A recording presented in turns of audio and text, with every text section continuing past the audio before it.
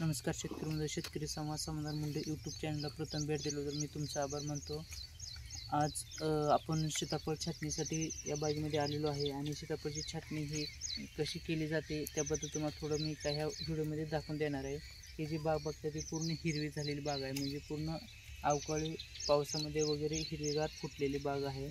आणि आता ही फुटलेल्या बागेमध्ये ह्याला कळी पण काही निघायला लागलेली आहेत, पाहू शकता तुम्ही। परंतु ही कळी सेटिंग वगैरे होणार नाही, तर ह्यासाठी आपल्याला एक छाटणी करणं गरजेचंच आहे। तर ह्या फुटलेल्या बागेची छाटणी कशी केली पाहिजे, त्याचे डोळे कसे ठेवले पाहिजेत हे फक्त तुम्हाला ह्या व्हिडिओद्वारे दाखवून देतो। आणि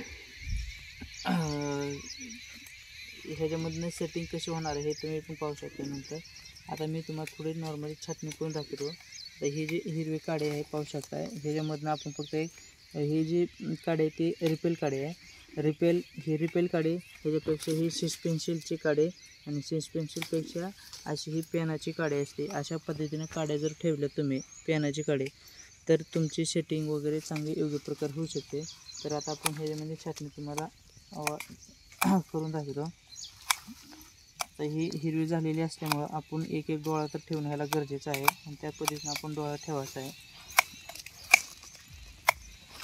हे पाहू शकता, इथं पूर्ण हिरवा पाला आलेला आपण काढत आहोत, आणि तो पाला काढल्यानंतरच त्याला सेटिंग नवीन पाले फुटून त्याला व्यवस्थित सेटिंग होणार आहे। हे पहा, हे असे डोळे ठेवणं गरजेचं आहे। ही पूर्ण ही झालेली आहे, तर इथं आपण आता कट मारल्यानंतर जो पाला आहे तो पाला आपण हाताने ओरबडला तरी चालतो, असा पूर्ण काढून टाकायचा।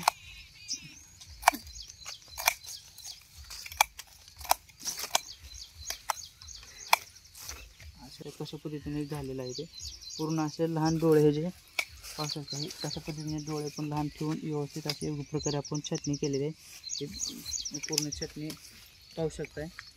तर अशा पद्धतीने तुम्हाला छाटणी पाहिजे असेल किंवा कामगार पाहिजे नसतील तर तुम्ही माझ्याशी संपर्क करू शकता। Shri Tulja hi tech nursery, Barshikar, Sangola, proprietor समाधान मुंडे, शिक्षण BSc ॲग्री MBA, नंबर 820 822 1007 या नंबरवर संपर्क करू शकता।